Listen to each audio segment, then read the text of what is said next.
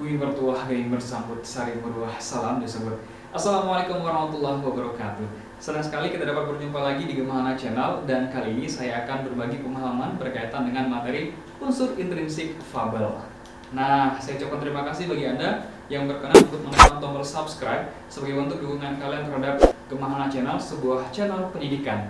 Tekan juga tanda lonceng agar selalu update setiap pembaharuan di channel ini. Kalau video ini dirasakan bermanfaat, silakan tekan like, komen, dan share atau bagikan kepada siapa saja yang membutuhkannya. Berikut penjelasan tentang unsur intrinsik fabel.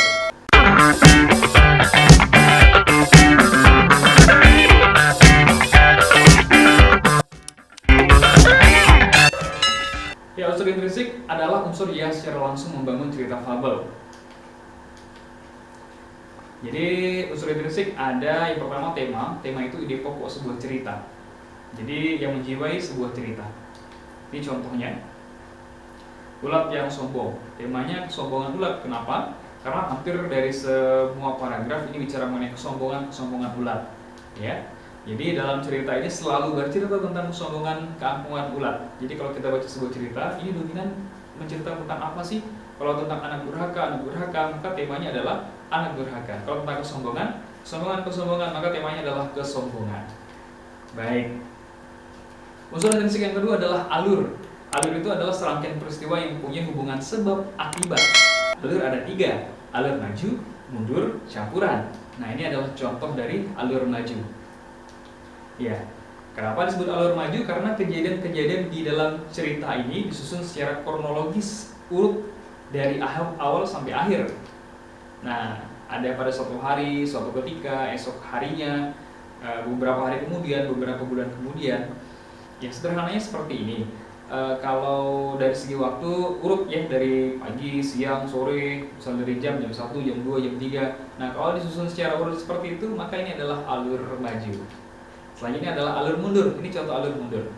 Kekesalan Gilang si semut hitam. Nah, dimulai dengan penyelesaian cerita. Ceritanya selesai. Kira-kira kalau di alur maju, ini ceritanya di akhir nih, tapi ini di awal dulu. Penyelesaiannya di awal. Kemudian, kenapa bisa selesai seperti ini? Kenapa bisa kesal? Nah, ini dijelaskan dengan menggunakan setting waktu masa lampau. Kemarin, nah dijelaskanlah ceritanya seperti itu. Nah, kalau alur campuran bagaimana? Ini adalah perpaduan antara alur maju dan mundur. Yaitu dimulai dengan klimaks cerita, kemudian melihat kembali masa lampau, diakhiri dengan penyelesaian cerita. Nah, itu adalah alur campuran. Baik, selanjutnya kita masuk dalam unsur intrinsik yang ketiga, yaitu tokoh. Tokoh ini adalah pelaku dalam cerita fabel. Nah, berdasarkan seri tidaknya muncul, tokoh dibedakan menjadi 2. Itu tokoh utama dan tokoh pembantu. Nah, ini contohnya, ulat yang sombong. Tokoh utamanya adalah Tufi dan Vintu. Karena yang saya garis bawahi di sini, hampir setiap paragraf dia muncul, ya. Ini adalah tokoh utamanya, Tufi dan Vintu. Kemudian tokoh pembantu ini sedikit muncul dalam cerita. Ini ada Puta, Syati, Caki, dan Syatia, Caki, dan Piku. Masing-masing saya catat di sini ada 1 kali tampil dalam cerita tersebut. Nah, ini adalah tokoh utama dan tokoh pembantu. Selanjutnya perwatakan dan penokohan. Perwatakan dulu yang kita bahas. Perwatakan adalah penggambaran watak atau sifat tokoh cerita fabel.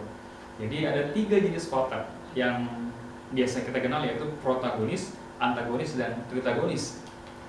Nah, protagonis itu adalah tokoh yang baik, yaitu dalam cerita ini adalah Vintu, ya. Dijelaskan secara langsung di sini, Vintu bersifat ramah, rendah hati, baik, gitu. Lalu yang protagonis adalah Tufi. Nah, ini adalah yang angkuh, sombong, gitu ya.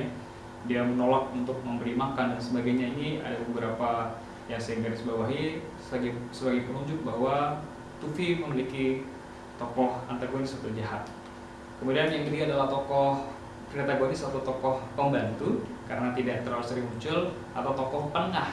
Nah, di sini adalah Puta, Capi, Caki, dan Piku, begitu. Jadi sifat antagonis dan protagonisnya juga tidak terlalu bisa kita amati secara jelas. Baik, selanjutnya adalah penokohan. Apa itu penokohan? Penokohan adalah cara pengarang menampilkan tokoh-tokoh dalam cerita sehingga dapat diketahui karakter atau sifat para tokoh tersebut. Jadi ada 2 cara menggambarkan watak tokoh, ada analitik dan dramatik. analitik langsung, dramatik melalui tingkah laku atau dialog. Nah, ini contoh yang analitik. Jadi penggambaran tokohnya secara langsung nih, disampaikan kata-kata sifatnya itu, yaitu rendah hati, ramah.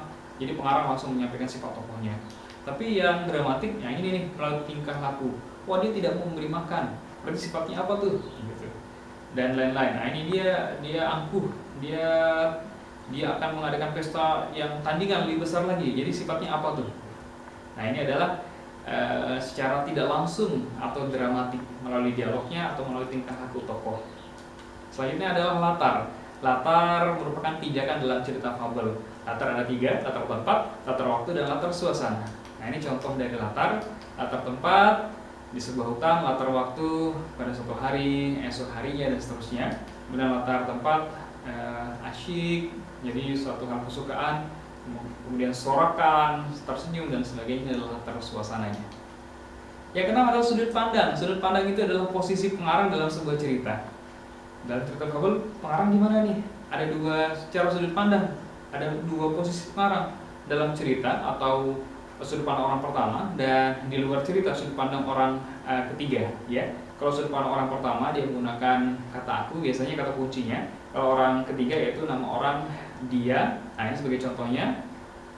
Sudut pandang yang digunakan pada cerita ini adalah sudut pandang orang keberapa, ya. Nah, cara untuk menentukannya yaitu cari bagian yang tidak ada tanda petiknya, petik 2. Nah, atau kalimat tidak langsung, atau kalimat narasi bukan kalimat dialog. Nah, contohnya seperti ini. Walaupun banyak lagi yang tidak ada tanda petiknya dalam cerita ini sebagai contoh saja. Kalau sudah dapat, cari kata kuncinya. Misalnya aku, dia, ia, nama orang atau nama binatang tadi, ya. Nah, kalau di sini contohnya adalah nama orang ada kata ia, ada kata fintul, tufi. Nah, jadi kalau dia menggunakan kata aku, maka sudut pandang orang pertama. Kalau dia terdapat kata dia atau nama orang, maka ini adalah sudut pandang orang ketiga. Jadi di sini ceritanya adalah menggunakan sudut pandang orang ketiga. Mudah kan? Nah, ikuti langkah-langkahnya dalam menentukan sudut pandang tadi. Selanjutnya yang ketujuh adalah amanat. Amanat adalah pesan dalam cerita fabel. Jadi ini contohnya, amanat itu biasanya berkaitan dengan tema. Kalau temanya tentang kesombongan, maka amanatnya adalah janganlah sombong. Kalau tentang anak durhaka, jangan jadi anak durhaka. Kalau temanya tentang jaga kebersihan, jagalah kebersihan. Ayo jaga kebersihan. Nah, jadi kalau mau cari, ini tips ya, kalau mau cari amanat, maka tentukan dulu temanya apa. Demikian daripada saya sampaikan berkaitan dengan materi ini, unsur intrinsik dari cerita fabel, semoga bermanfaat. Gua lakom di balik pintu.